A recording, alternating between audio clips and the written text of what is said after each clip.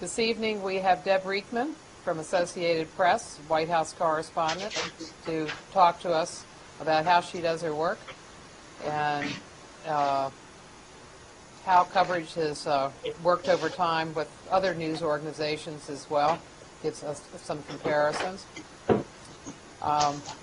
So, Deb, let's talk about your day-to-day. Last week, remember, we had Tony Fratto, the Deputy Press Secretary, who was telling us about his upcoming trip to Africa, and he talked about the trip. From your angle, how are you having to deal with that trip? Because they're now in Africa. Well, that means that I work Africa hours. Sometimes it's +7, +8, whatever it is, wherever country he's in. We're taking the copy that our people on the ground are producing and putting out a story from Washington, even though it's state-lined in Dar es Salaam. Dar es Salaam, or right now they're in Rwanda, now they're in Ghana. And so we're constantly just, we call it the trip desk. That's what we call it. And you kind of walk in the middle of the night in a sleep stupor and start filing news alerts to the world about what Bush is saying. So it's quite challenging. How fast is it? So, like, say they file a report at noon, their time. When does it come to you, and what do you do with it? It's usually I hear it as they're hearing it, and we're moving it together. Oh. We're putting out Bush words as he speaks. It's that quick. I mean, he said the other day, something on, it all becomes a big blur. I'm not sure I can pull these examples off. Which country? Well, we were in Dar es Salaam for a couple days, so had it been there. He did press conferences with the different leaders as he's gone through the countries. And whatever he says that's, news alertable, I put it out. So from Washington, we're filing, and people are in the press conference, so obviously they're not able to file. And then sometimes our other person, we always cover him in tandem, sometimes our other staffer is in transit without cell phone coverage, whatever. So I'm actually running it at that point. And then they'll come back in and pick up the story and make it theirs. How are you hooked in on the sound? Are you hooked in on the picture as well, or just the sound? It's spotty, but we do have White House feed and TV pool feed. So whoever's the pool for the day, whichever network is handling the pictures for the day, is piping it into a channel that I can access. I can usually always access audio, sometimes sound, sometimes video. And what kinds of things are news for you? Are they? Well, lately we thought this was going to be an easy trip. We thought this was going to be, Bush goes from one AIDS clinic to another, and instead we have, Castro retiring. We have Rice going to Kenya to mediate, political crisis. We have Kosovo declaring independence. We have all kinds of things going on. And, of course, right before he left, there was this big brouhaha about the intelligence bill. So there's plenty to write about. And whatever he says on any of those issues, obviously, is news. So we peel off and write about that separately sometimes from the Africa story itself. Do you have... It's quite challenging, and it's very fast-moving. And you're doing it at 3 o'clock in the morning. And no one is around looking at you, and you're furiously punching and filing.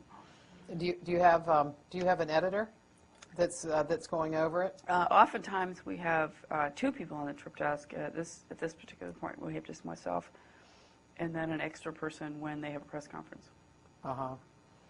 And when you're looking at it and you're deciding what's news, what's newsworthy, how many different communities are you thinking of, and different markets are you thinking of? Well, I'm in contact with Nairobi and with London throughout this evening, throughout the night. And we know what they want.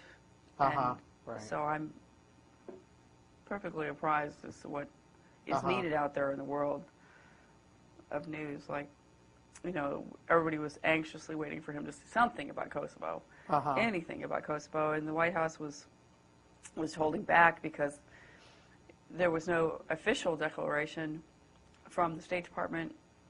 So the White House was sort of trying to wait for the formal legal recognition to occur before they said anything. But then Bush decided to go out and say something on the Today Show. So that created quite a furor. And he said the Kosovars are independent. Nobody knew exactly if that meant that the United States legally had recognized Kosovo or if Bush was just chatting. We wrote it, but it was unclear as to the, the importance of it. But we wrote it as a news alert. Then what do you do after you've written that as a news alert? Then how do you go about nailing that down? Are you in your White House booth?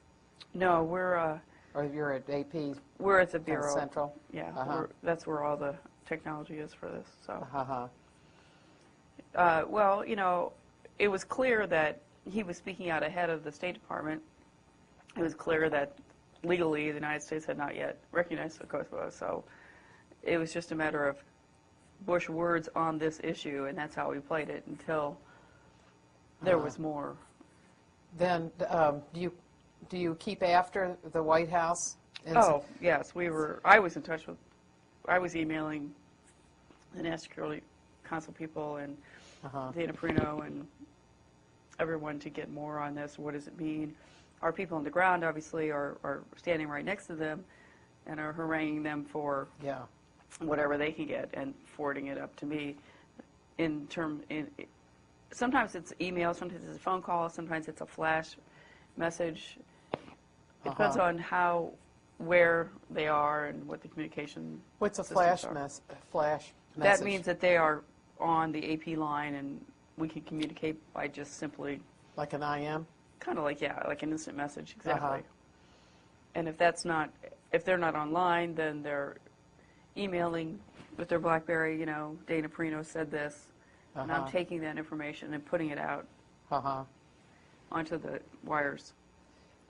Would the State Department back here, the people here, be responding, or are they just going to go along with whatever those with the president say?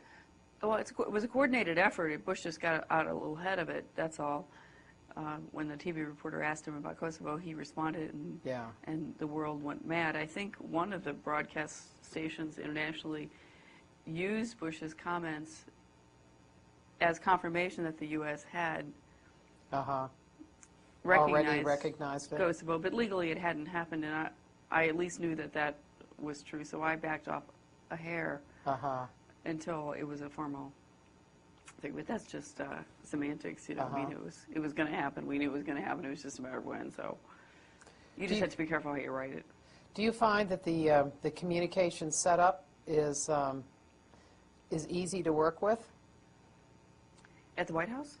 No, when you're doing Africa, well, say on the Africa trip, is it easy? Because they're going to areas where the communication system is not so good, but they bring their own system with them, right?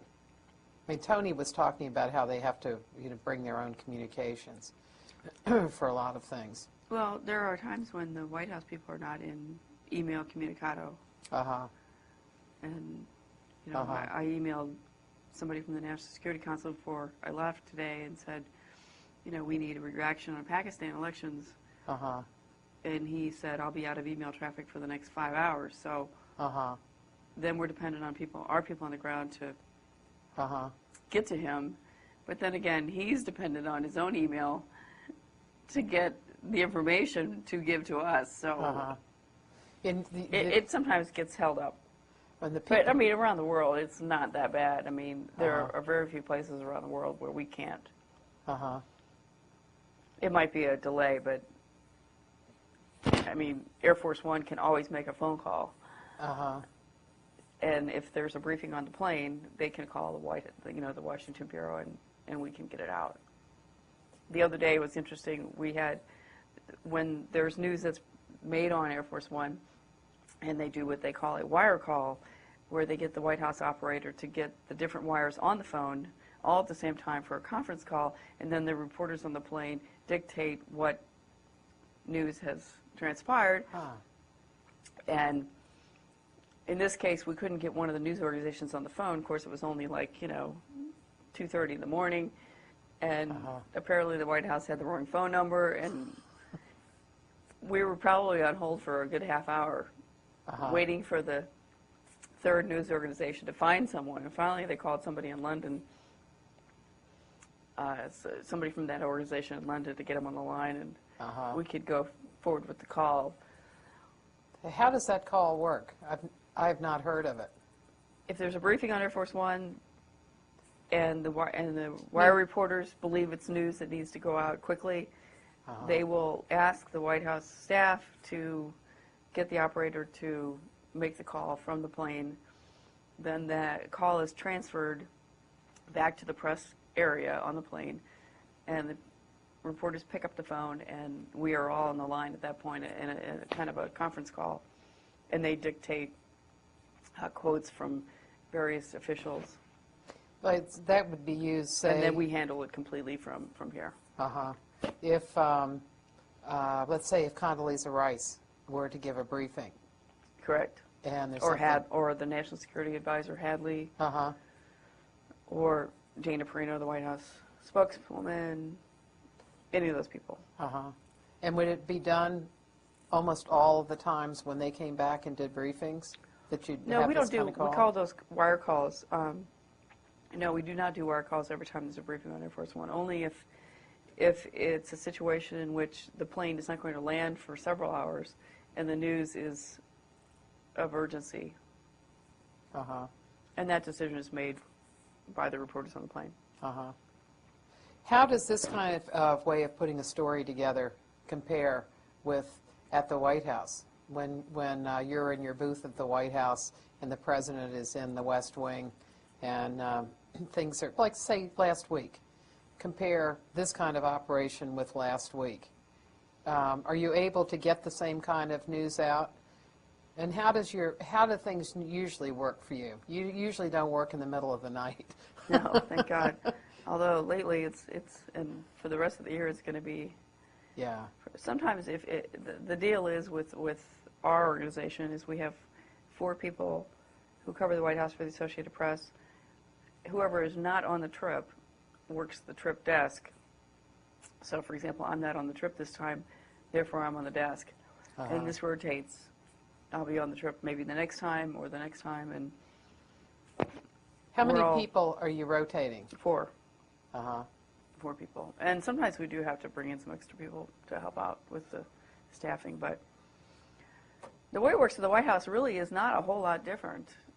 We have people in the booth who are listening to the President as he speaks and are moving stories out before our staffer, who is actually in the speech or the room or wherever he's making news, comes back and then takes the story back, and we call it makes it pretty, makes it theirs. But it's pretty much the same deal. We put out a news alert, we put out a couple graphs, we put out more ads, and we continue to add until we're done with the news that we have to impart, and then we do what we call a write-through, which kind of brings it all back together and puts it in one big story, one place. And it's a constant 24-hour cycle, so we're doing this furiously 24 hours a day. How many words would you put out a day, and then how many different stories would you be writing throughout the day? I know that you're going to be adding to stories, but how many different ones? And there have been days when I've dealt with more than 8 or 9 different issues, which is extremely taxing mentally, because we're talking about issues that are extremely complex, and you're kind of parachuting in for a moment to tell what the President has said about a given issue and then moving on to the next. Mostly it's usually a couple of issues a day that you're dealing with, and maybe you'll write anywhere from 300 to 1,000 words on a given event. And then other days it's very busy, and you might write 5 or 6 stories that are 400 words apiece. Or it just depends on what happens. What are the kind And of... also we're feeding to stories. For example, if the president speaks to a foreign leader, we then write a few paragraphs and send it to the foreign capital that might be then writing about whatever their leader is doing that day, and they can say, oh yeah, by the way, Bush spoke to so-and-so. So we're constantly feeding, and we're also constantly getting White House information on stories that are being written by other people in Washington at our bureau in Washington and around the world. So there could be inquiries from Beijing, for example, or could you get the White House to comment on blank issue in North Korea or whatever. How many of those would you get a day? That where you're going to be adding to... 2 or 3, a couple a day, I think, would be Would they, pretty normal. those mostly be coming from abroad or from the U.S.? No, they would be coming from abroad. It depends on the time change. You know, you'll get different ones at different kinds of time during the day. And you do your best to get a White House comment. Sometimes we're just farming the comments out because they have come up on the briefing, for example. Maybe during the briefing, the White House has commented on Pakistani elections or the Iran nuclear crisis or the election here or something. And then we will grab those comments and farm them out to whomever's working on the story for us. One of the challenges of the White House beat is what you spoke of, that you may be doing 9 different stories, and they deal with different subjects. How does AP prepare its reporters for the White House? What kind of background did you have? Say, work back at the Bureau before you came to the White House that familiarized you with the variety of things that a White House deals with?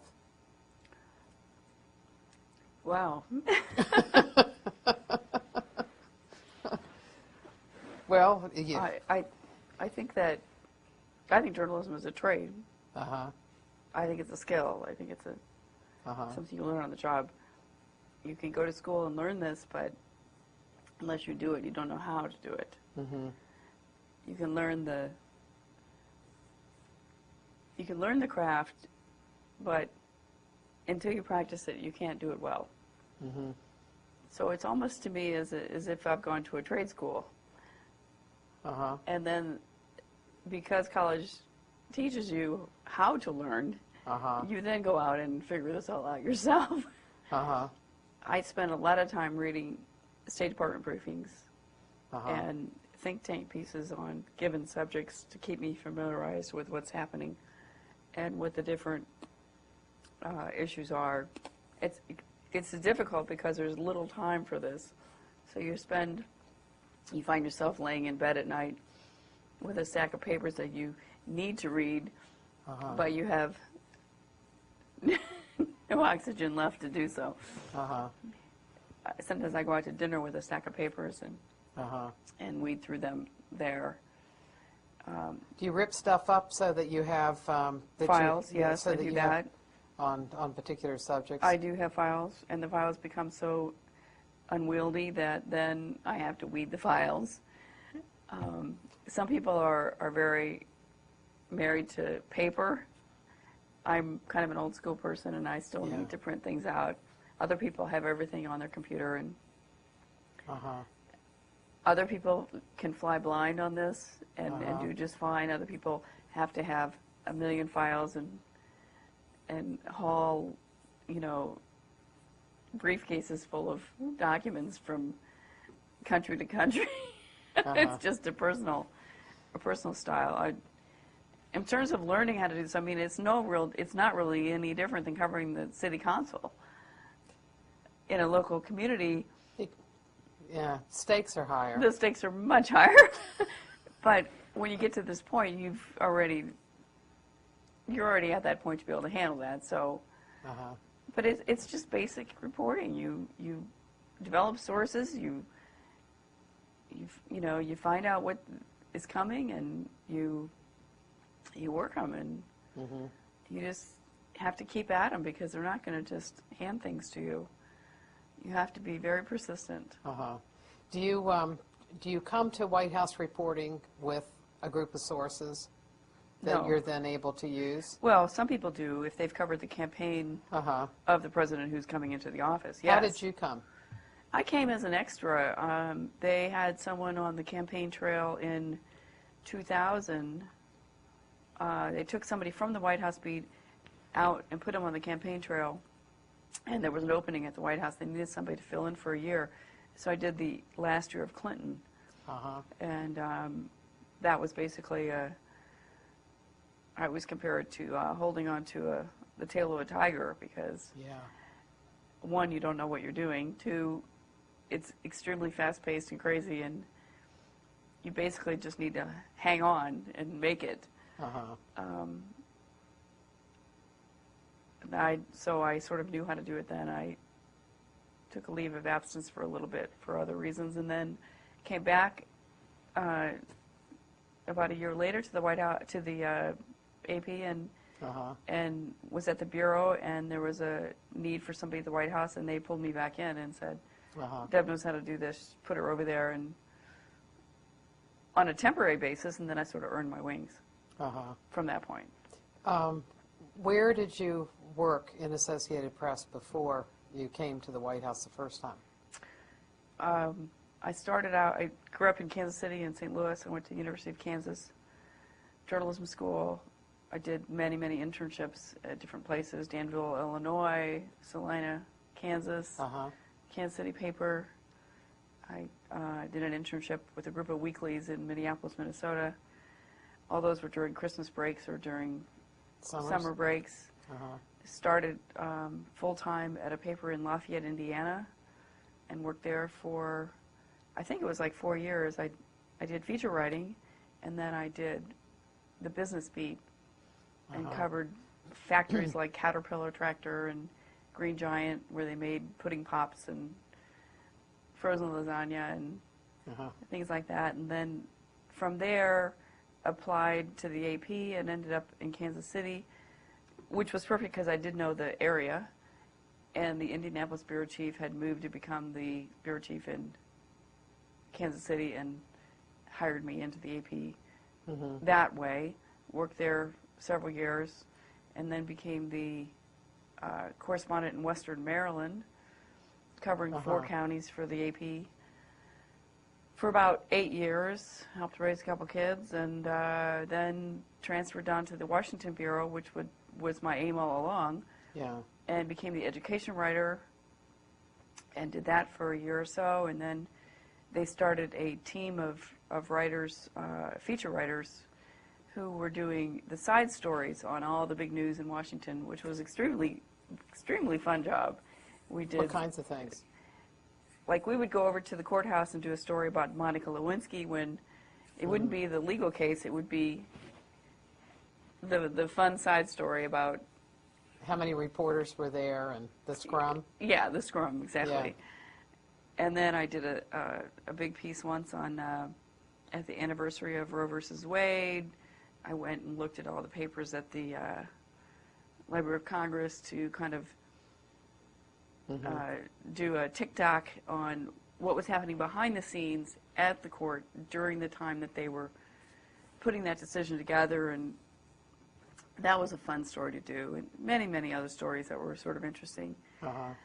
And then they needed someone to cover transportation, and I did that for almost a year when the Egyptian airliner crash occurred. And then they needed someone at the White House, and I started to fill in over there just on a brief temporary basis, and then, as I said, sort of earned my wings. Have you ever done editing? Have you ever worked as an editor? Not formally, no. No, it's I'm really more of a field person. I see myself more as a reporter than an editor. Do you find that although when you get older, you start to wonder what you're going to do in the future. Do you find that in doing all the different things that you've done, that there are more similarities or more differences in the way that you operated as a reporter getting information, both at the local level and also, say, even in Western Maryland, which wasn't all that long ago? There have been enormous changes in the industry. Does what a reporter look for, has that remained fairly similar? It's just that the industry has changed and the tools you use might be different? I believe so. Uh-huh. I believe I do the same thing to ferret out news the same way I've always done it. Do your homework. Know the issue before you go in. Almost as if a lawyer knows the answers to the questions before they put someone on the stand. Mm-hmm. Do your homework. Go in. The sources will recognize that you're educated on the issue and will respect you and oftentimes try to help you because they want to. Mm-hmm. I think my success has come at times when I've been seen as a fair reporter. Washington can be extremely partisan, and I decided long ago that the better approach would be down the middle. And if sources respect you because you're not partisan, they tend to work with you with little fear that you have an axe to grind, an agenda to report, whatever. And as long as you're fair and down the middle, I found success with that, with sources. Well, and oftentimes it's a true bipartisanship thing. I'm not trying to say I'm different than the rest of the reporters, but I usually cannot make a personal decision about issues because I see both sides. And that has been my job for so long, to see both sides, that I now find myself personally unable to make personal decisions about candidates, issues, what have you. So I am truly down the middle on most things, and I think my sources realize that and do not fear me for that reason. What is, if you were to think, what is a White House story? What are the components of a story that you'd put together at the White House? What are the things that you look for? Like, say you're doing. Well, I think message is a big thing. You know, beyond what the president says on a daily basis, you really need to find out what he means. And that's your job. How do you do that? Because you can transcribe words. Anybody can do that. I usually try to find out what he's going to say before he says it. And then I'll hear it when he says it. And I'll know what the message is that he's trying to convey. And then, because I already know what the message is going to be, I will have already done my homework to find out what the other sides have said or read or done or said, you know. So you can have a balanced piece to begin with. But that's a little challenging at the White House because they don't like to tell you ahead of time what's going on, or they don't like to tell you what's going on at all. So you sort of have to find out what message he intends to convey on a given day, and then you have to figure out why. And you have to do all that before he speaks. And then you can have a decent piece. Otherwise, you're basically just reporting his words. And we do that too. Sometimes we report the words, and then we figure out what they mean, or what his game plan is, or what the White House message is, or their agenda is. You know, say at the end of the week on Fridays, they give the week ahead, so you know pretty much what speeches he's going to give the following week. Right. Although So you won't gives you a know, little like, time what to prepare. sessions with members of Congress who will come over, like when FISA bill is being discussed. But you know from the Hill calendar what kinds of things are up, and so what's going to be of interest to them. I write on my calendar everything that's going on that I can find. So what kinds of things would you put on your calendar? Rice testifies on the Hill. FISA bill comes up. FISA bill expires. You know, Bush leaves for Africa. Bush sees Ban Ki-moon from the UN, you know, Gates to testify on Afghanistan.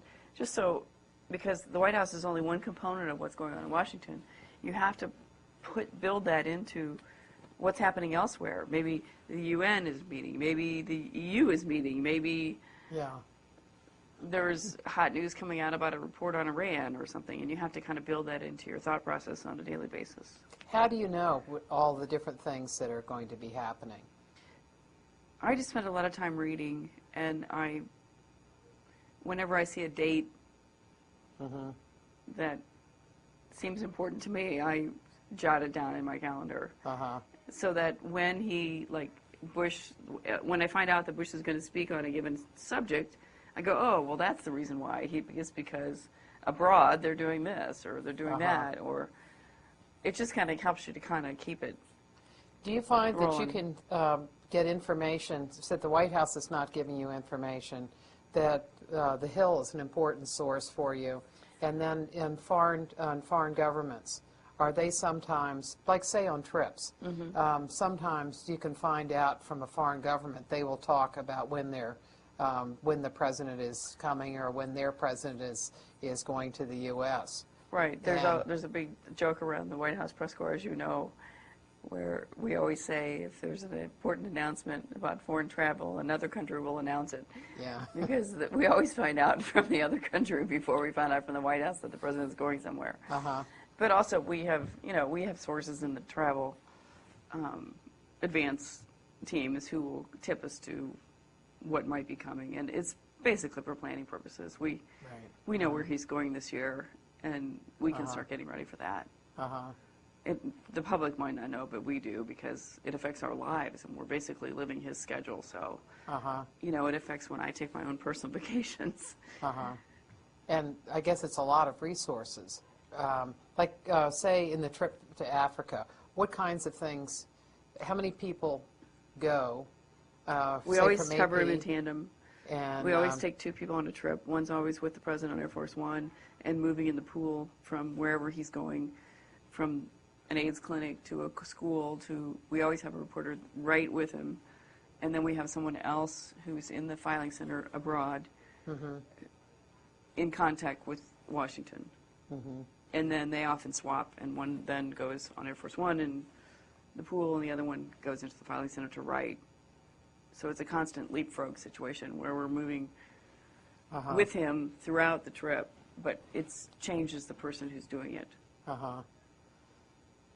Are there issues that that you specialize in, that when they come up, they may not be issues like, say, the economy that's going to be, that all of you all are going to be having to deal with, but are there some things, like, for example, in presidential records, you know, we first met talking about presidential records, and that has been a specialty I learned that of yours. because I covered a lot of the Nixon tapes that came out, and Kennedy documents that came out so many years ago. There were many document dumps, and I had a hand in that and became fascinated by that subject. I would say probably they would come to me on something like that. But keep in mind, we have people all over Washington and all over the world who are experts on given subjects. We have people who are experts on Gitmo. We have people who are experts on, you know, missile defense. And all we need to do as White House reporters is tap our own people and say, because we can't be, we're kind of a jack of all trades. We can't, but we can't be experts on every single subject that comes through the White House, because everything comes through the White House. And there's no way that I could be as informed as our intel reporter, for example, on Al-Qaeda. How would they be helpful? Would you work together with them on a story? I do, yes. I reach out right away and make sure that their input is being reflected in the report, because there's no way that I could know everything. So. And we're only going to handle the issue maybe for one day, and then put it down, and then pick it up maybe 3 days later. So we're constantly parachuting in and out of all these issues, and you have to be very careful, because you can get in trouble by what you don't know. And how do you your find greatest out? enemy is what Yeah. you don't know. And when you're writing, ignorance is. How do you find out what you don't know? I've just become good at knowing where the minefields are. Uh-huh. You don't assume, you double check facts, you have a pretty good idea of where you're going to get in trouble if you start into legal areas. Mm-hmm. You're just very careful, and when you need to vet something, you immediately send those paragraphs to the beat reporter Mm-hmm. and ask them to check them for accuracy. Uh-huh. And often they'll tweak them, slightly and move them right back to you, and then you'll Uh-huh. incorporate them in your story and move on. But Can- you have to know when to ask, Uh-huh. and you get good at that. Can you walk us through a day and start out with what kinds of things you read at the beginning of the day? I wake up at 7 o'clock and grab a cup of coffee and the newspapers, which are outside my door. First thing I do is I check my BlackBerry and make sure that news isn't breaking as I'm waking up. I throw on CNN immediately, Uh-huh. make sure that the world hasn't ended while I've been sleeping. And oftentimes you'll find a statement from the White House waiting for you when you wake up. And Yeah. sometimes you have to immediately call in with what the White House is saying. Since there are 4 of us, one of our staff might have already done it. We just always have this. Mm-hmm. If somebody has handled it, then we kind of have a system where we've told the rest of the group, don't worry about it, go get your coffee, I've already handled this. Uh-huh. And how do you tell I read them the that? paper. By, we email. by BlackBerry? Everything's BlackBerry, yes. I mean, there are mornings when I've woken up and immediately thrown my laptop up and open on my bed and started working. And then other mornings when I can leisurely read the newspapers. And Which newspapers do you read? the New York Times and Washington Post every day, every morning. And Uh-huh. if you don't have time to read all the stories, you at least quickly run through it to see what's there. And I live very close to the White House, so I can run over early, late, whatever. But normally, we don't have to be there until 9:30, which is great, because it gives you a couple hours in the morning to kind of get your bearings. Mm-hmm. And CNN kind of helps. I don't particularly favor CNN over any other network. It's just that they're news all the time, so. And it's international as well as And domestic. it's international, and I can Yeah. get a quick download immediately while I'm, doing my hair and my makeup, and then run. Uh-huh. And it's a quick way of. It would be the same as me reading our own wire, but to do that, I'd have to sit and do that. Whereas CNN, I can listen while I'm doing other things and run out. And then I run over to the White House, and I'm there by the gaggle time, which is 9:30. And that's our first shot at the So what do morning. you learn from the gaggle? We get immediate comment right up off the top on, the subject of the day, whatever it might be. That's our first shot at getting something formally on the wire. Uh-huh. And then it's also kind of a good thing for them that they know then what's on our mind, and they can then prepare for the briefing, which is midday. Do you find that that the responses that they give in the briefing are much more mature than what you get at the gaggle? Sometimes. Uh-huh. Have there been differences in press secretaries, as far as you can remember, of people who some are of the press particularly good people- at that? Yeah, some of the press people are into detail and Mm-hmm. and policy, and other spokespeople are more into the big picture and politics. So Uh-huh. it depends on who you've got up there, basically. So you find out what's on their mind. Mostly they find out what's on our mind, I think. Uh-huh. I really think that's kind of the way it is. They do a little opening, but it's usually schedule and spin, and Yeah. Uh-huh. if they have something to say, obviously they'll say it. And then we'll.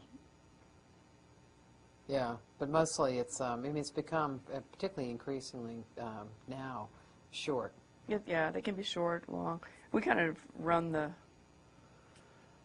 length. I mean, the reporters can say, okay, we're done. Mm-hmm. Okay, so you've gotten out. What you've gotten a response, say from whatever the issue is, if there's an issue that particular day. Like say the House is going to vote on Given bill, yeah. Yeah. Well, we've got someone in the booth then. Remember, there are 4 of us. One person is sitting there in the briefing, and the other person is listening to the briefing. So the person who is listening to the briefing is already filing what the White House then is saying on, Bill A going through the House or whatever. And that is already on the wire before the person actually comes back from the briefing. It's a team situation. It's a constant rolling team situation. Then, well, let's say you were in the AP seat in the briefing room. So you come back, and then what are you going to add to that story? Is that going to be your story? Oh, not always. No. I mean, there's probably oftentimes there's a story on the wire already on the wire because the Hill has written that the House is going to take up said bill. Yeah. And we're just inserting a paragraph in there saying, by the way, the White House is saying blah, blah, blah on Bill A. So what do you do from there? Take that for whatever it's worth. I mean, a lot of times it's not worth putting in. A lot of times, sometimes it's just not worth using. We don't just put it out because we put it out. It has to move the story forward.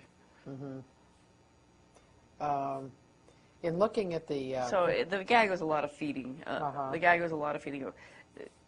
On a typical day, we're feeding into stories that are either on the wire already or to bureaus abroad that are going to need the information later. Very rarely do they break news at the gaggle. And when they do, we'll move out an urgent series in a separate, again, before the person ever comes back from the briefing, it'll be on the wire. What difference does it make to you who's press secretary? The press secretary does the gaggle and then also the briefing at 12:30. And then, of course, you talk during the day. But does it make a difference to you who the press secretary is?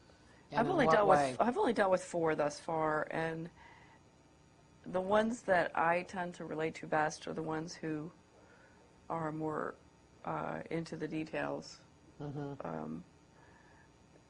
We're seeking information from the White House through these people, and if they're not going to give us, information, then it's only going to be what we call White House spin, rhetoric, quotes, and that's not as useful. We're trying to find out what's happening, what the White House actually thinks about given issues, not what the message is. We're not interested in the message as much as we're interested in information. And so those press secretaries who are more steeped in the actual nitty-gritty of policy are more beneficial or more valuable to me in the way I go about my reporting. Other people would probably say something else sometimes. Sometimes you're looking for a really great quote. You're not going to get it from somebody who's a policy wonk. So if you're looking for information or you're looking for a quote, it depends on what your story needs. You might be more inclined to favor one or the other. Some are better at the spin, some are better at the policy. And then if some are better at the quips, some are better at the, slamming Congress, or whatever. Combat. Some are better at the at TV, others aren't. But I find the ones from a wire perspective, the ones that are most beneficial to me are the ones who actually have availed themselves of the details of a given subject, and you can ferret that out from them and actually get guidance on what's happening. That's where the news is. And sometimes if the press secretary doesn't do that, there may be deputies. There's plenty of deputies who you can or tap. deputies in other White House offices. Right, and you do that. You then figure out which ones know about which subjects, and you go after them. What do you do for the morning after the gaggle and you've gotten that down? You take a big breath and you say, okay, what do we got today? Who's doing what? Maybe he's on a trip and we've already got somebody in his Air Force Base ready to take off, and then it's a matter of going out on the South Lawn and saying goodbye. See you, President. Sometimes he'll make a statement on the South Lawn. Most of the time he doesn't say a word, so It's just a matter of walking outside, seeing him take off, and walking back in the White House, and then maybe spending the day on something that you're trying to work on. Until then, he speaks in Kansas City or wherever he's flown to, and then any words that the president says anywhere in the world are piped into our booth, and then the people in the booth are helping the person on the ground take the notes, get the news out, and so you work that for maybe half an hour to an hour, and then he's maybe off on the plane again to some other place, and you've got time then to make phone calls and do whatever you want to do. Grab lunch, talk to people at the White House who are not on the trip, plan your week, contact people around Washington who know what's going on at the White House, who can share that with you. And one of the time is our enemy with the wire. Because we have to cover him so closely that time is our major enemy. How do you both cover him and cover the presidency? Because there's sometimes when there are things in covering a White House is different than covering him. And so there can be things that can be happening within the White House that are interesting, that are separate from him.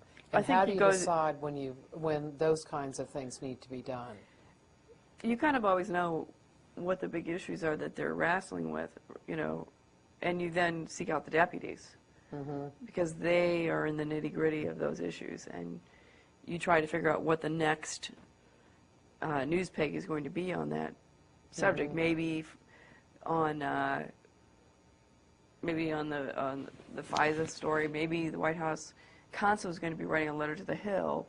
Right. Maybe you can get a jump on that if you know it's coming. Maybe the president is planning a speech in somewhere 3 weeks from now on a given subject, and then you find out that he's going to do that, and then you kind of try to find out what he's going to say ahead of time. The whole idea is to get this stuff ahead of time before anybody else does. And it's highly competitive because the top people at all the networks are at the White House, and they're fighting for their lives as well as we are. So are there kind of areas that that you see as important issues that relate to a White House, but that may not be one particular thing that that sets something off in your mind, but you think... Well, I mean, I think like we've talked about some of these, I mean, the Presidential Records Act, right? How the email situation, are they capturing the email, are they losing the email? These kind of issues. Just issues of presidential powers, for example. Executive privilege, the state secrets, just the whole idea of transparency of the presidency, of the White House. All those issues can move from one presidency to the next, and they remain. Relations with the Hill, there's always a seesaw of power that goes from one branch of government to another throughout history. So somebody needs to be tracking that as it moves from one to the next, kind of the way we change from the pendulum, and the political pendulum swings from, Democrat to Republican in the country. The executive privilege of the White House will wane and gain over different periods in history, and I think our jobs are really to track that as well. There's not a whole lot of readership for that, though. And so when you market those stories, there's very few editors who are interested in those because it's a big subject. It's more of a watchdog role kind of thing. And there's not a whole lot of readers out there who want to slog through a story about what difference does the power of the presidency. What difference does it make how many papers take your stories? It doesn't, but you have to weigh that against the news that you have to cover. You have to weigh that against what your editors want you to write. A lot of times if you really want to get into something like that, you almost have to do it on your own time. because they're not willing to give you the time to do something that's not going to be of high readership. Uh-huh. Although I do think those kind of issues are important. What difference has the internet made? Because it seems that AP has benefited from the internet in a way that a lot of news organizations, like newspapers, haven't. But it seems like AP has, because it's used by a lot of internet sites. Right. Well, I think they're, our AP is a cooperative. We're not a for-profit corporation. So we're serving our members, and the membership demographics have changed greatly. Uh-huh.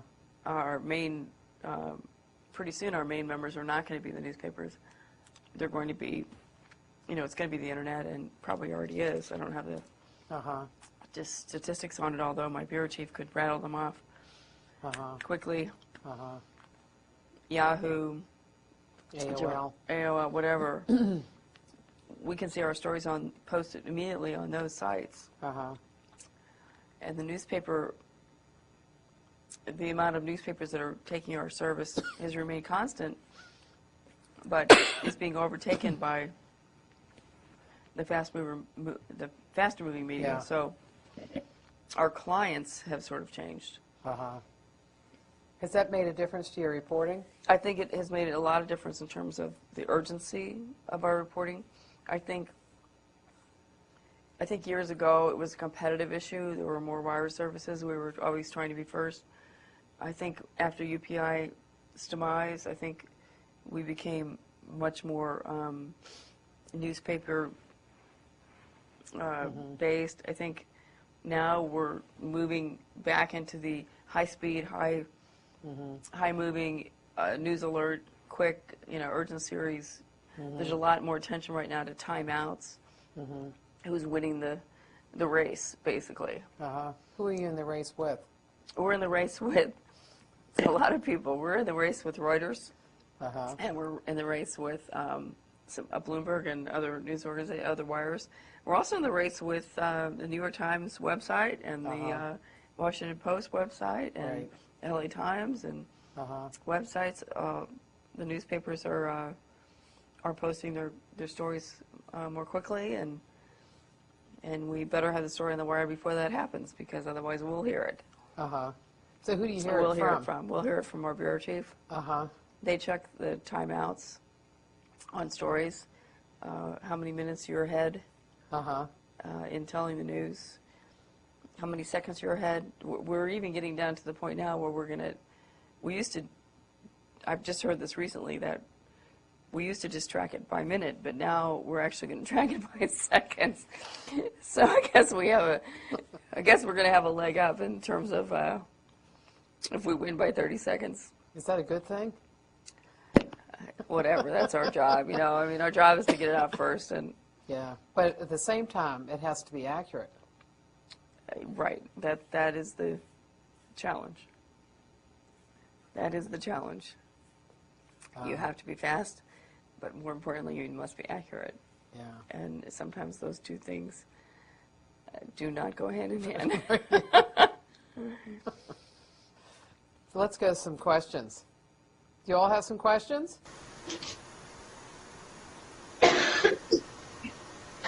Oh, they're all just board sticks. No. The professor's in that. He's just moving to the front of the room. And so he's going to call him, because otherwise it's, I have to decide who to call on. You'll have to Just speak your part. Who releases when the new race today? And is the AP usually the first to report on breaking news? The AP is not always the first to report on breaking news, but that's our charge. CNN can beat us. Reuters can beat us. BBC can beat us. New York Times can beat us. It's a competitive race out there. It's whoever can put it out first and fastest. The chase is the fun of the business, obviously, but it's also something that gives you major headaches and major ups and downs when you win or lose the race, and can be really hard on you personally. That when you're not first, you hear about it, who- or people. uh-huh. You know, that we all want to be first, so, you know, we're not going to be first every time, and our editors know that, but it's a disappointing day when we're not. When we get beat, we all hang our heads and feel bad, and then we go on to the next story because there's always another one to chase. And if we get beat, we usually come out fighting to get the next one. Do you ever find sympathetic people in government who know you've gotten beaten on something and they give you something? Yeah, they do. They do hand out beats on to different reporters at different times. You know, it's kind of their way of managing the press corps.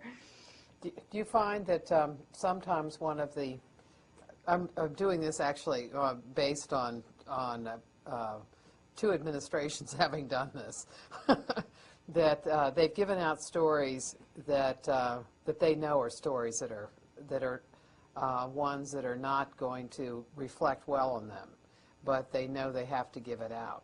We call that taking out the trash. Yes. And they do it on Friday afternoon a lot. But sometimes, sometimes on New Year's Eve, they like to do that too. They let's say that they're worried about what a newspaper is going to do with it, and so they decide that what they'll do is they'll give it to AP. Yeah, they call that the pre-buttal. We call that the pre-buttal. And that's rebutting a story that they know is going to come out in hopes of massaging the. Yeah, and if they give it to you, and then you all, I'm not just saying to you individually, but let's say it gives it to AP. Right. And then they figure they'll give you the facts. And they know that you all are interested in facts and laying stuff out and not doing a lot of the judgment. I mean, you have many, your stories are going to be shorter than something in the Washington Post. And so I haven't seen a whole lot of that. I think it happens, but I don't see a whole lot of that. Do you?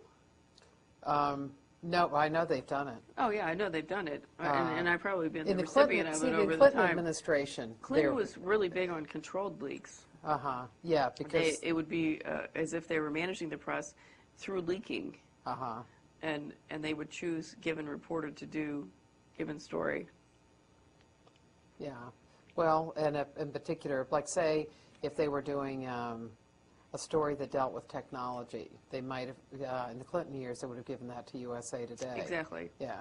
Right, they do that. Because they know the audience. Right, but that's more controlling the message more than it is. Right, but no, I was thinking of, say, giving a story that you think that it's going to be bad that the news. Washington Post or the New York Times is going to beat you over the head with it. So give it to AP, and then it's going to run in the Washington Post and the New York Times, and maybe they then will just say, okay, it's already run on AP, and we're not going to do. Well, the newspaper wouldn't say that. The newspaper wouldn't say that. They would do their own story. We're all very turf conscious. They wouldn't just take that and go with it. They would still do their own story. If it's not a real big thing, it's something that might cause them some anguish, the White House some anguish. Yeah. And so they might release it that way. It's just so different on every story. I mean, there's the administration. It's funny because the administration has gotten better at this game as it has moved forward, I think, and they've brought in different communications people, and you can see it happening. How they've, they'll leak a certain story to a certain news organization for given reasons, and it's funny to watch because they've gotten better at this over the years. I was joking around with one of the communications people one time in one of the events one day, and I said, "Oh, well, I'm gonna read about this on USA Today tomorrow, aren't I?" And he said, "How did you know?" And I said, "I don't know. I just figured that's what you guys would do." And he's like, "How did you know?" I'm like, "I don't know. I just guessed." He said, "Yeah, that's what we're gonna do." I'm like. Yeah. So then, of course, I told my boss that we were going to get beat by USA Today the next day on whatever it was, and Yeah, one of the things, I know the Clinton people did, I don't know if the Bush people do, but say they're going to give something, they've got a story, and and they of course want it to be on the front page, and better yet, above the fold. And so they can give it to the USA Today. If they give it to USA Today on a Friday, for a Friday paper, the advantage of that is that that paper is in the box all weekend. And so people walking by it see it. Yep, the White House does think about these things. Yeah. Does this White House, I know the Clinton White House did that. Does Yeah, this no, one they do it too. And it's a matter of news cycles with them. I think that they sometimes give out things ahead because they'll gain an extra news cycle on it. Right. Yeah. Instead of having 2, they'll get 3. 3. Right. Yeah. Yeah. As evening, morning, Right. evening. Yeah. Because it's hard to make a story keep going when you've got Right. fast pace and people have heard about it. Exactly. They don't. So you've got to add something new. Right. Sort of each time. Another question? You were talking about the importance of figuring out what the president's message is, and just instead of reporting his own words, trying to figure out what he's trying to say before he even says it. Do you find it difficult, or do you see an issue with other journalists being bipartisan and staying objective when doing this? Like instead of taking their own spin on what the president says and simply reporting the facts? I think that some reporters are better at than others. Some reporters do have an agenda to work. I think. I mean, some people are down the middle, and some people aren't. I mean, there's. I think you can tell which ones are have their own ideas and are wanting to put their own ideas into their reporting. I'm not sure I'm going to answer your question. Does that mostly be people, columnists, or people that are writing news analysis? Are there reporters, like say, people who occupy the first 3 rows in the briefing? Would you find... Most of those people are pretty down the middle. Yeah. But don't forget, they're responding to editors who may not be as down the middle as they are. And, you have to... Sometimes editors have their own idea about what the story should be before anybody finds out what the story is. And it's hard to move them then off the mark. Yeah, so it's not just the reporters. And sometimes the story's already being fashioned on the editing before it's reported, and then you end up with the problem of having to pull it back. And the reporter doesn't have as much power as some of the editors do. And it's difficult sometimes to pull that back. I'm not sure I've answered your question. Good. Thanks. Another one? We've got lots more. Have you ever been intimidated by anyone for reporting on a story a certain way? Yeah, the White House will call you if they don't like a verb. They'll pick up the phone and they'll email you and they'll go. I think last week I used the word rubber stamp. And somebody in the press operation with the White House didn't think that was a very good word. And what will they do? Do they pick up the phone, or do they? They'll email you or pick up the phone. Either way. They're not shy about expressing their feelings about your work. You have to decide whether you're accurate or if you've somehow missed the mark and you need to change it in some way. Now, in that particular case, I had picked up that word from our Hill people in their writing about the intelligence bill. And I had said something like, that the president wants Congress to rubber stamp the Senate version, and basically that's what he wants, but there are differences in the bills, and yes, of course, they're all going to reconcile it, and yes, of course, there is going to be some give and take probably on different issues that are not even in the press. So, I caved in that case, and on the next right through, I said reconcile or something instead of rubber stamp. But I mean, you can see the detail in which they follow. That they follow, you know. Now, there's some cases they'll call up and they'll say, I can't believe you all wrote this. This is wrong. This is not right. And we're like, no, that's exactly what the president said. We're not changing a word. That's it, you know. And then other times they'll come back and say, we think you guys have, you know, have taken the wrong tact on this story. You know, you're not saying what the president is saying.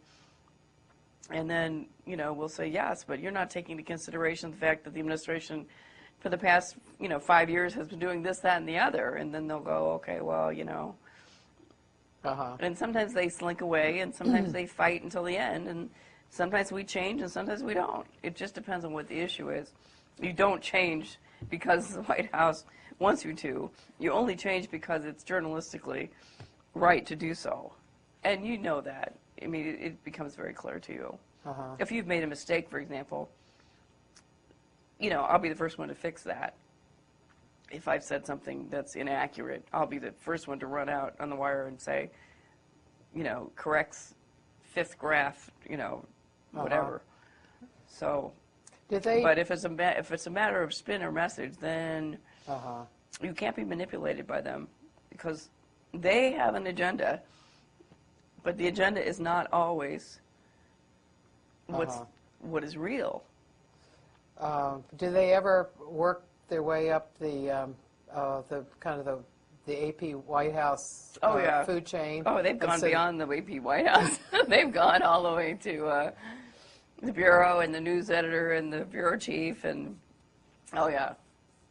And what happens when they do that? Not a whole lot. Not a whole lot. Our bureau chief, you know, will then call us and say, what's going on over there, you know.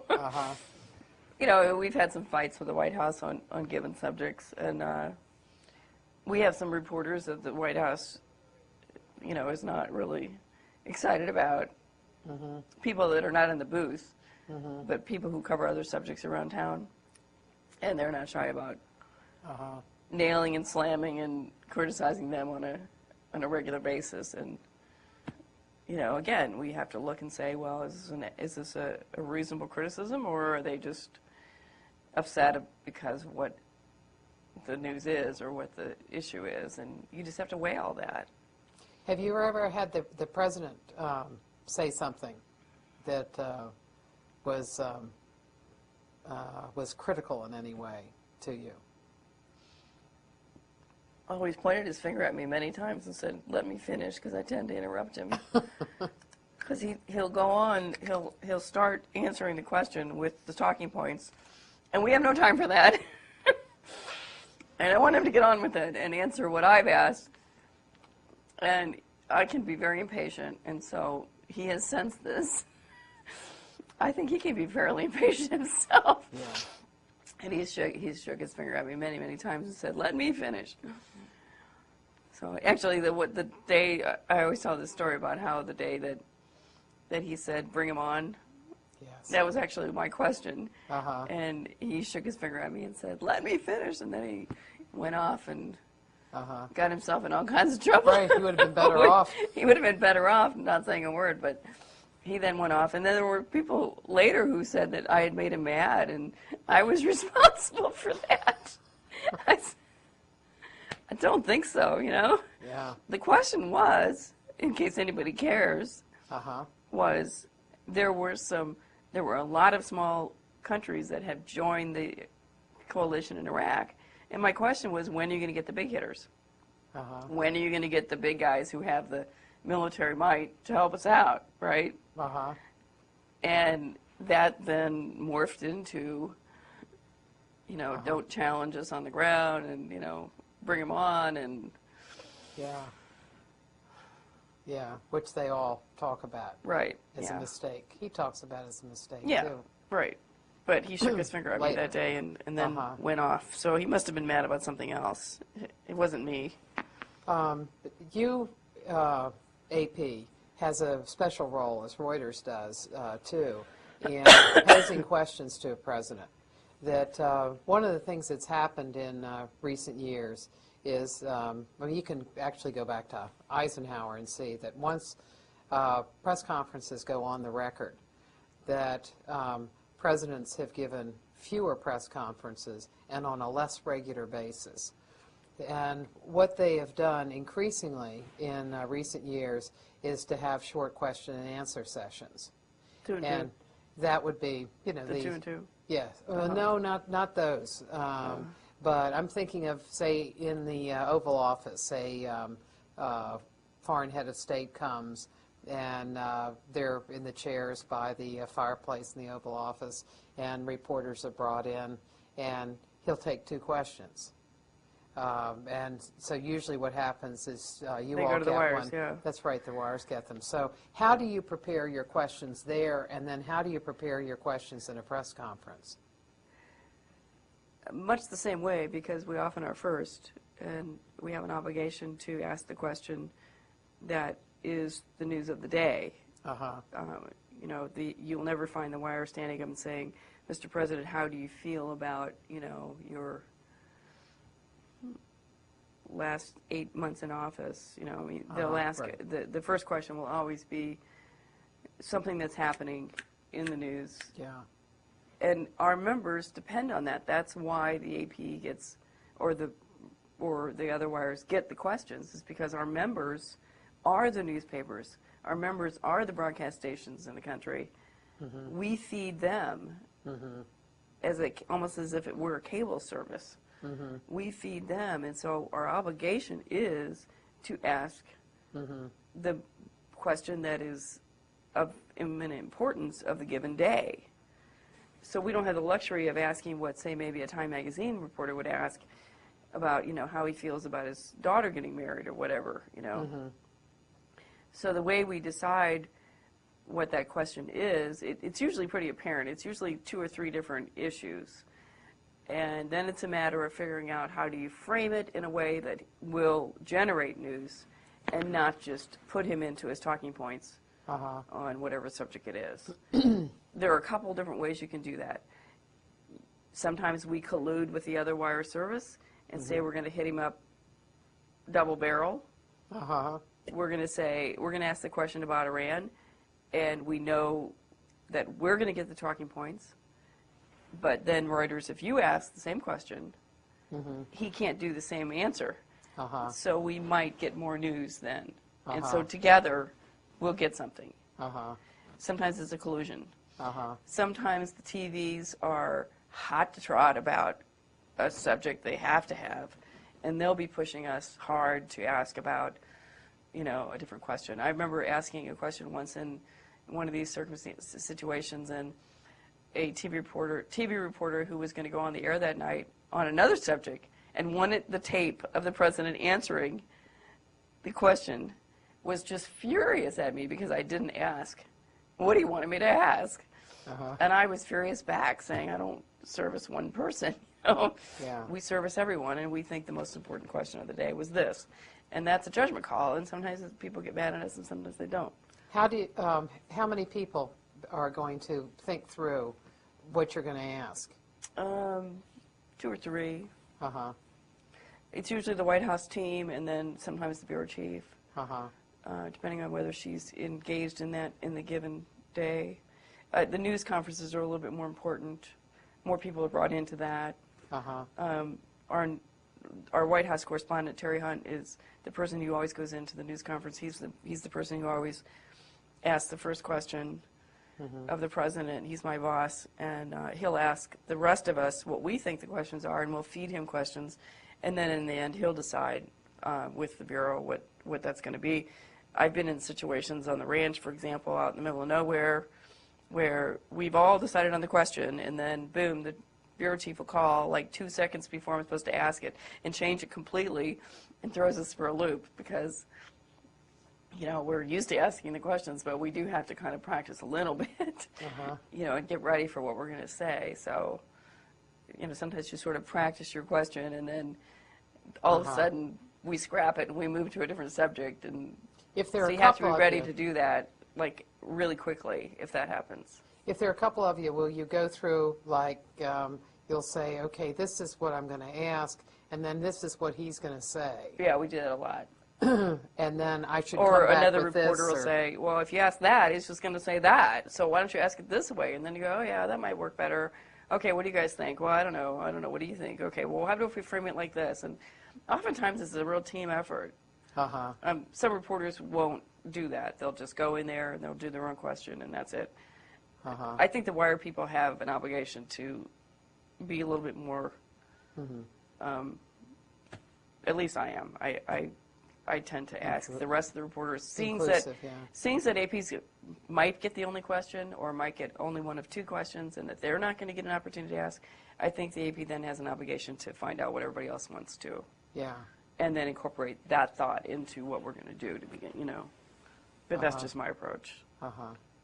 I think, 5 minds are better than one. And sometimes they have ideas that I think are stupid. And then I go on and do what I'm going to do it anyway. But oftentimes they have a point, Well, I think that's a stupid question. Or why don't you ask it this way or that way? Or Yeah. Okay. Question? With Bush White House renowned for its secrecy, does that make it harder to find sources and information outside of the formal press briefings? Yes, absolutely. I think sometimes the best way to cover the White House is from the outside. You find the people who are in touch with the White House staff, at the staff level, who are talking to these people, emailing these people on a daily basis, and then you find out what they are doing, and then you go to ask after you already almost know. I think the best way to find out what's going on outside the White House is outside the White House, a lot of times. You can cover issues that way from the outside and then move it in. You have to have sources on the outside. There's no way you can just cover the White House if you only talk to White House people. Did those people that you go to tend to be people that you knew before you came on the beat? Or sources that you Mostly people I've developed. Uh-huh. I kind of have a Rolodex, and I go to them and say, what are you hearing? What do you think they might do? What do you think they're doing? What have you heard they're doing? What's in it for them to talk to you outside the White House, particularly if the White House is not speaking? Well, they're careful. They don't want to wreck their own pipeline to information. Right. So why and that's would why they talk to you? off the record usually. Yeah, but why would they talk to you? Are they? They would trust you. They know that you're not going to blow it. They want to be helpful. Sources want to be helpful. It's funny. They want to be the know-alls. They want to be the person seen as knowing something. Some people just can't wait to tell you. Some people just email you without even asking and say, "God, did you hear what I heard? You might want to know this." And other people, you'll call them up and they'll be real squirrely for like the first 20 minutes, and then finally they'll go, "Well, I did hear this," and they go, "Really?" It just depends on who they are and how to play them. You get good at that. Do they have in common some kind of thought of information about what sorts of information should be available to the public? Where does the public come in to, as far as, let's say from you? Well, I think that's our role. I think we have to say to the sources, be them inside the White House or outside the White House, look, it really is important for the people to know this, don't you think? And why shouldn't the people know this? And I don't think you're telling me anything that the public shouldn't know, do you? Or, you play into their, their own citizenship or whatever. Democracy is about. Exactly, whatever. You play whatever you can play. This is a game. It's a big game, and you just you move it forward the way you best can move it forward. But you find that there are people who really believe that. Yeah, absolutely. That there are people who call me and say, "You have to write about this because this is really bad." Why aren't you guys writing about this? Or why did you guys write about this? Or you get it from all sides all the time. So it's. Do you find that this White House has changed as far as, say, in its secrecy? and the way that its I don't think it communications likes that operate tag. anymore. Uh-huh. And so I think it tries really hard not to have that tag. But, I mean, you're always going to have Cheney, and you're always going to have people who, that the idea is we know what we're doing and we don't have to tell you. So as long as that philosophy is around the White House, you're never going to have a transparent situation. But I'm not so sure that the Democratic,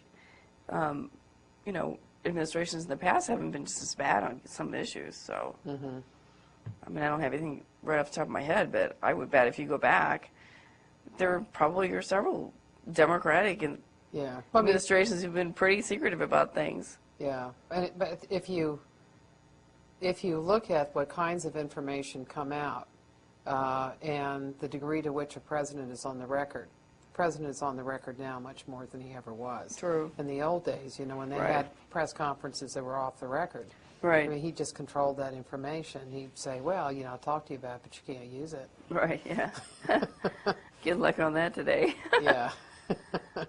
Yeah, so you just have, in some ways you have more contention because more is expected to be on the record. Look at the Congress. At one time, Congress could have closed markup sessions. Right. It didn't have, the committee votes wouldn't be known.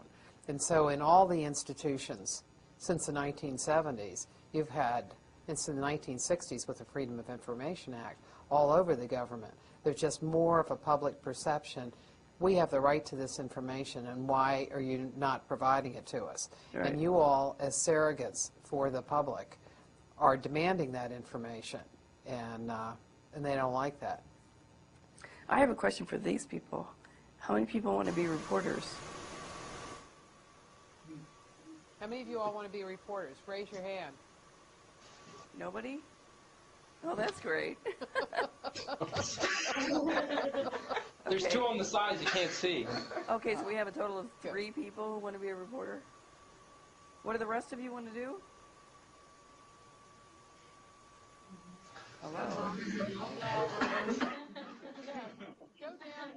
Hello? Go down the rows. Front row. What do you all want to do? Lobby. Okay. Next. Law school. Okay. Work for the UN. Sorry. Work for the UN. Work for the UN? Oh, that sounds like a cool job. Okay. How many people want to go to law school? Anybody want to go into journalism? Jesse? Oh, a couple. Okay. Broadcast or print? Broadcast. Broadcast. Okay. Print. Print? Who's the print person? Who's the lone print person? I'm off camera. Oh, okay.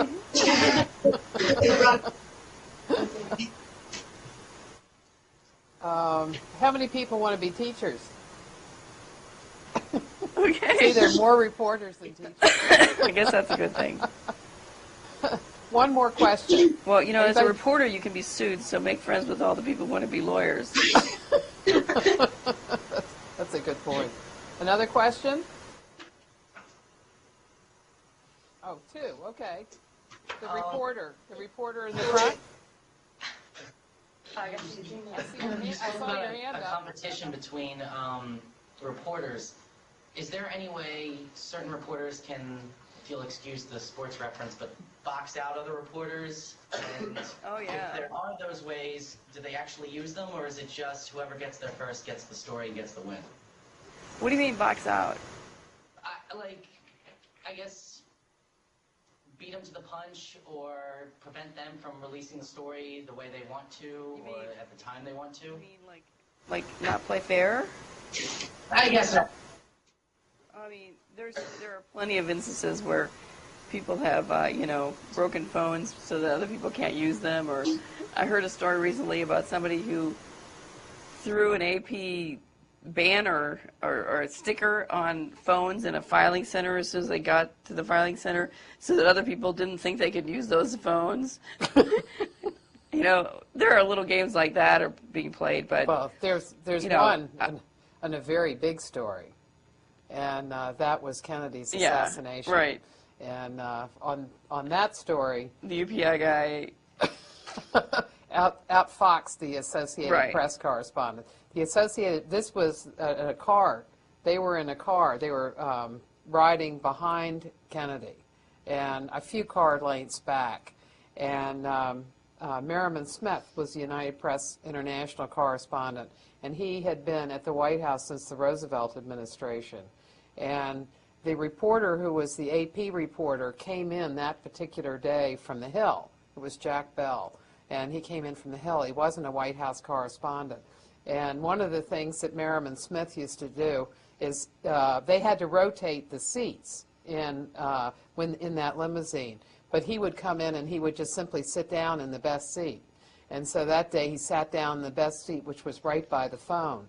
And he used to practice shooting a gun on with the Secret Service. So he knew a lot about guns.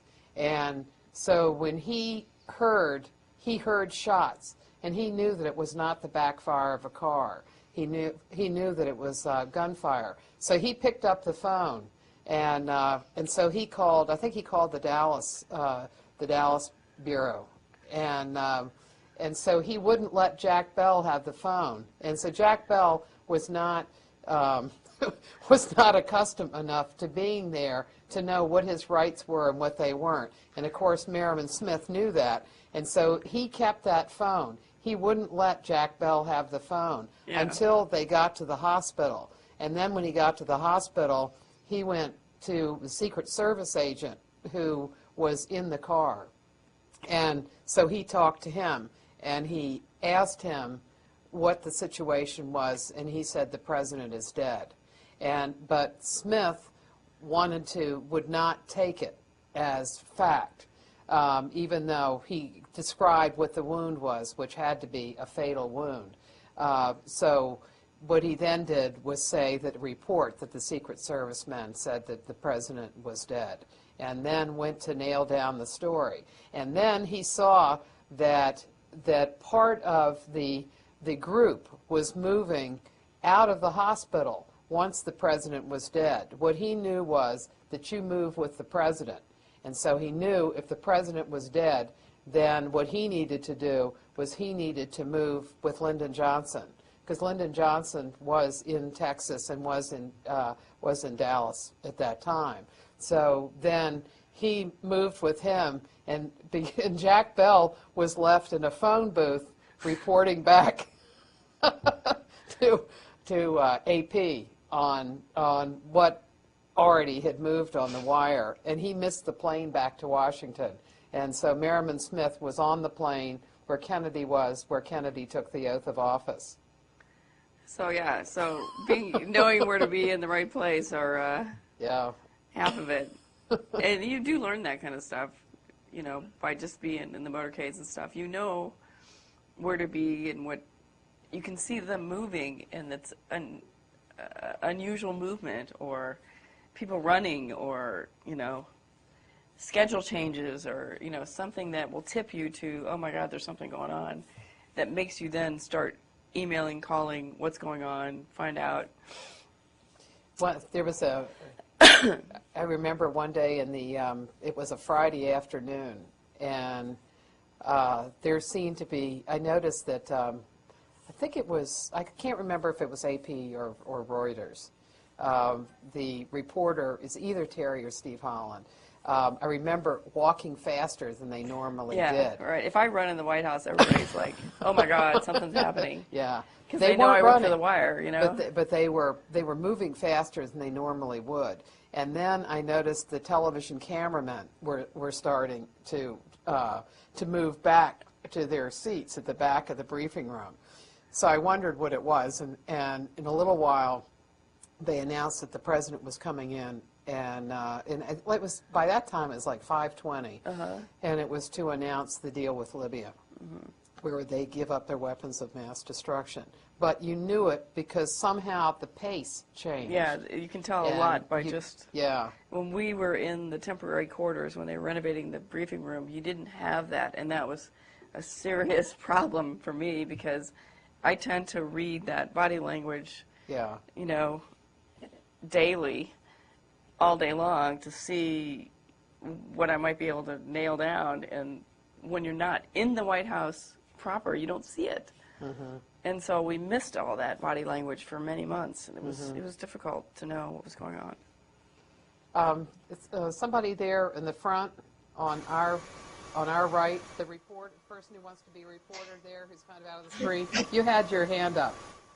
Yeah, I'm being called out now. Do you prefer working for an individual news outlet or a wire service, and what are the advantages and disadvantages of both? Well, I did work for a newspaper for about 4 years. It was very difficult to move to the wire because it's faster, and it's you report things in chunks instead of sitting back and looking at the whole story. You reported it in paragraphs, and it's difficult to think that way. Now I've done it for so long, I don't think I could go back. So I guess I'm married to the wire for the duration. There was a time there a few years ago where I thought maybe I'd move back to the newspapers, but there's some kind of an adrenaline charge that I tend to thrive on, and I'm not sure I could do without it at this point. I don't know if I've answered your question, but it's a personal thing, I think. I mean, if you were looking for writing more interpretive, sit back and think about it pieces, you don't want to work for the wire. If you're interested in breaking news and running fast, with the president or whoever you're covering, then yeah, you definitely want to work for the wire. And another thing about working for the wire is that even if you then go back and do newspaper work, it teaches you so much because it's so high-paced and so fast that you're forced to be so much more accurate and so much more detail-oriented that your reporting skills improve dramatically just from the experience, and then you can go back and utilize those skills in a more slower-paced environment. I don't know if that answered your question or not. You did. Yeah. Thank you very much, Deb. Appreciate Okay. it. Very Great. good. Very good session.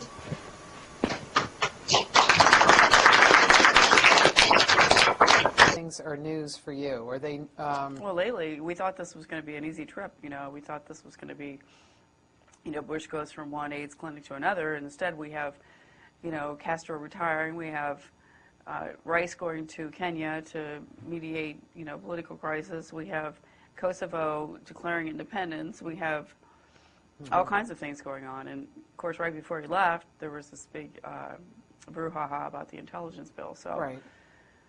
there's plenty to write about. And Yeah. whatever he says on any of those issues obviously is news, so we peel off and write about that separately sometimes from the Africa story itself. Do you have? It's quite challenging, and it's very fast-moving, and you're doing it at 3 o'clock in the morning. And no one is around looking at you, and you're furiously punching and filing.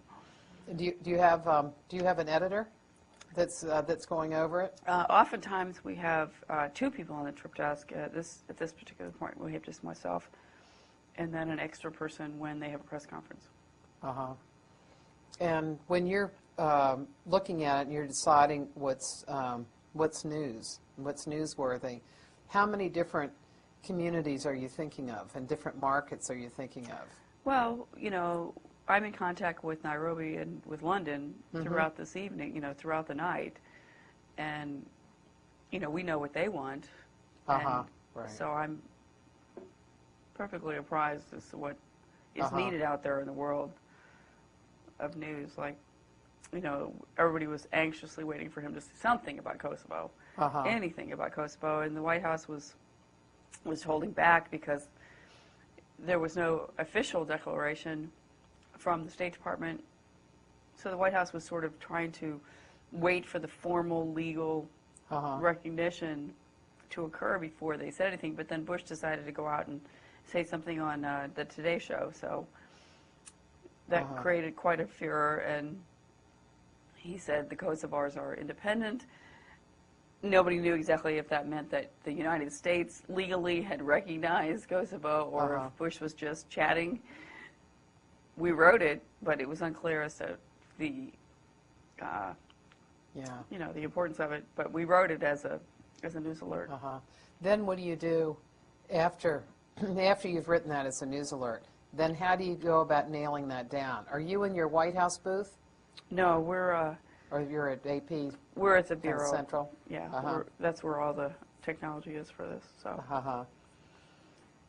well, it was clear that he was speaking out ahead of the State Department.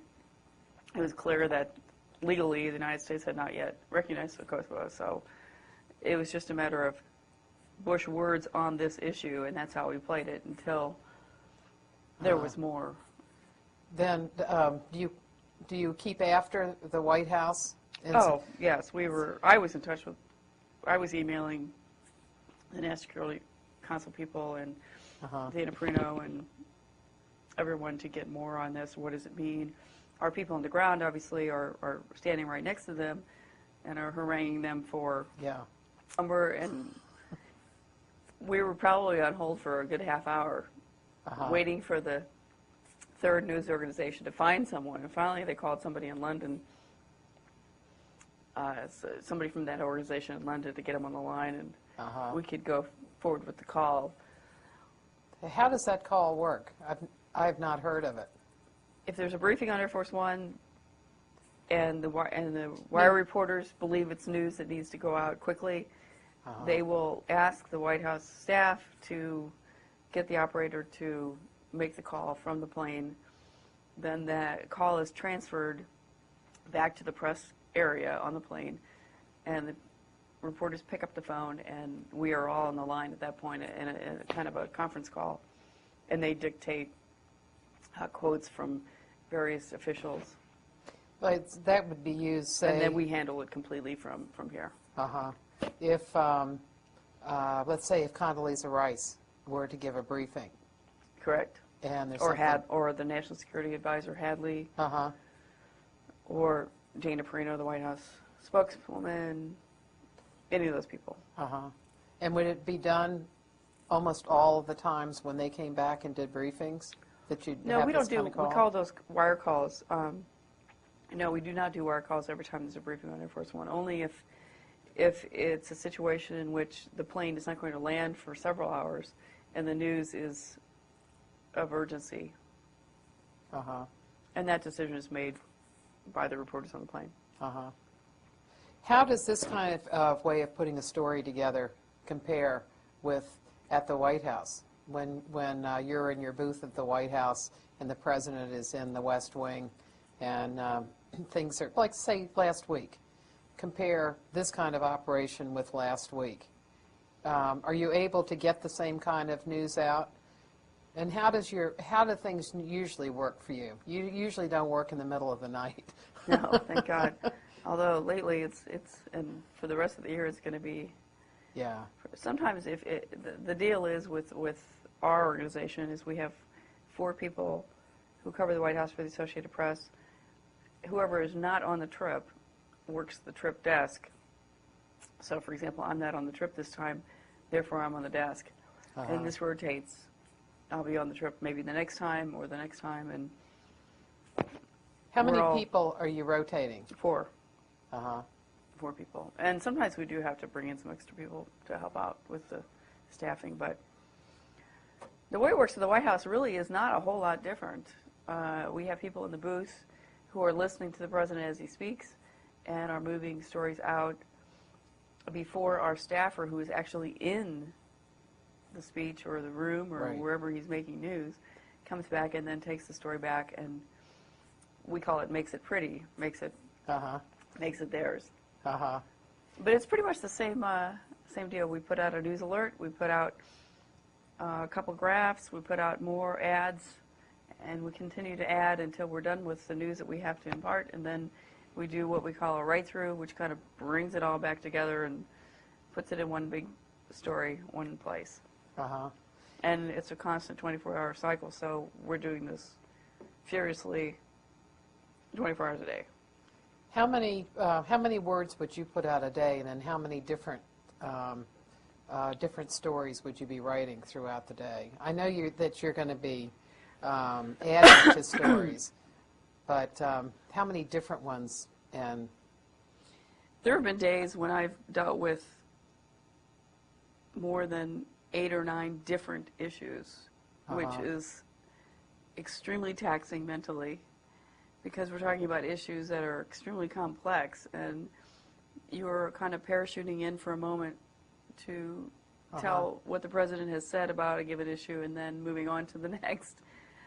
Mostly it's usually a couple of issues a day that you're dealing with, and maybe you'll write anywhere from 300 to 1,000 words on a given event. And then other days it's very busy, and you might write 5 or 6 stories that are 400 words apiece. Or it just depends on what happens. What are the kind And of... also we're feeding to stories. For example, if the president speaks to a foreign leader, we then write a few paragraphs and send it to the foreign capital that might be then writing about whatever their leader is doing that day, and they can say, oh yeah, by the way, Bush spoke to so-and-so. So we're constantly feeding, and we're also constantly getting White House information on the stories that are being written by other people in Washington, at our bureau, in Washington, and around the world. So there could be inquiries from Beijing, for example, or could you get the White House to comment on blank issue in North Korea or whatever. How many of those would you get a day? That where you're going to be adding to... 2 or 3, a couple a day, I think, would be Would they, pretty normal. those mostly be coming from abroad or from the U.S.? No, they would be coming from abroad. It depends on the time change. You know, you'll get different ones at different kinds of time during the day. And you do your best to get a White House comment. Sometimes we're just farming the comments out because they have come up on the briefing, for example. Maybe during the briefing, the White House has commented on Pakistani elections or the Iran nuclear crisis or the election here or something. And then we will grab those comments and farm them out to whomever's working on the story for us. One of the challenges of the White House beat is what you spoke of, that you may be doing 9 different stories, and they deal with different subjects. How does AP prepare its reporters for the White House?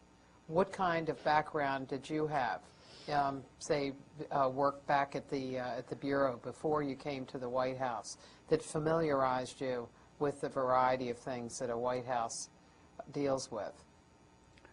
Whatever they can get and forwarding it up to me.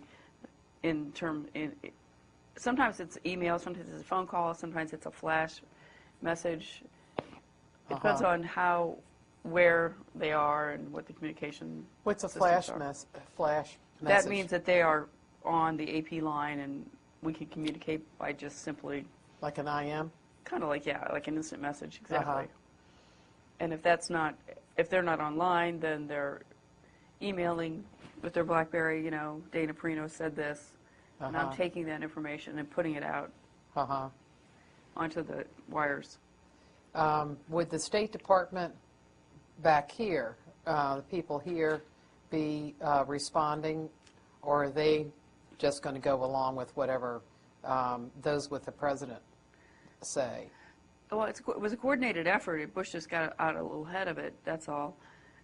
When the TV reporter asked him about Kosovo, he responded, and the world went mad. I think one of the broadcast stations internationally used Bush's comments as confirmation that the U.S. had already recognized it. Kosovo, but legally it hadn't happened, and I at least knew that was true, so I backed off a hair until it was a formal thing. But that's just semantics, you know. I mean, it was going to happen. We knew it was going to happen. It was just a matter of when. So you just have to be careful how you write it. Do you find that the communication setup is easy to work with? At the White House? No, when you're doing Africa, well, say on the Africa trip, is it easy? Because they're going to areas where the communication system is not so good, but they bring their own system with them, right? I mean, Tony was talking about how they have to bring their own communications. for a lot of things. Well, there are times when the White House people are not in email communicado. And, you know, I emailed somebody from the National Security Council before I left today and said, you know, we need a reaction on Pakistan elections. And he said, I'll be out of email traffic for the next 5 hours. So then we're dependent on our people on the ground to get to him. But then again, he's dependent on his own email to get the information to give to us. So it sometimes gets held up. But, I mean, around the world, it's not that bad. I mean, there are very few places around the world where we can't. It might be a delay, but, I mean, Air Force One can always make a phone call. And if there's a briefing on the plane, they can call the Washington Bureau, and we can get it out. The other day was interesting. We had, when there's news that's made on Air Force One, and they do what they call a wire call, where they get the White House operator to get the different wires on the phone all at the same time for a conference call, and then the reporters on the plane dictate what news has transpired. And in this case, we couldn't get one of the news organizations on the phone. Of course, it was only like, 2:30 in the morning, and apparently the White House had the wrong phone number. This evening we have Deb Riechmann from Associated Press, White House correspondent, to talk to us about how she does her work and how coverage has worked over time with other news organizations as well. Gives us some comparisons. So, Deb, let's talk about your day-to-day. Last week, remember, we had Tony Fratto, the Deputy Press Secretary, who was telling us about his upcoming trip to Africa, and he talked about the trip. From your angle, how are you having to deal with that trip? Because they're now in Africa. Well, that means that I work Africa hours. Sometimes it's +7, +8, whatever it is, wherever country he's in. We're taking the copy that our people on the ground are producing and putting out a story from Washington, even though it's state-lined in Dar es Salaam, or right now they're in Rwanda, now they're in Ghana. And so we're constantly just, we call it the trip desk. That's what we call it. And you kind of walk in the middle of the night in a sleep stupor and start filing news alerts to the world about what Bush is saying. So it's quite challenging. How fast is it? So, like, say they file a report at noon, their time. When does it come to you, and what do you do with it? It's usually I hear it as they're hearing it, and we're moving it together. We're putting out Bush words as he speaks. It's that quick. I mean, he said the other day, something on, it all becomes a big blur. I'm not sure I can pull these examples off. Which country? Well, we were in Dar es Salaam for a couple days, so had it been there, he did press conferences with the different leaders as he's gone through the countries. And whatever he says that's, news alertable, I put it out. So from Washington, we're filing, and people are in the press conference, so obviously they're not able to file. And then sometimes our other person, we always cover him in tandem, sometimes our other staffer is in transit without cell phone coverage, whatever. So I'm actually running it at that point. And then they'll come back in and pick up the story and make it theirs. How are you hooked in on the sound? Are you hooked in on the picture as well, or just the sound? It's spotty, but we do have White House feed and TV pool feed. So whoever's the pool for the day, whichever network is handling the pictures for the day, is piping it into a channel that I can access. I can usually always access audio, sometimes sound, sometimes video. And what kinds of things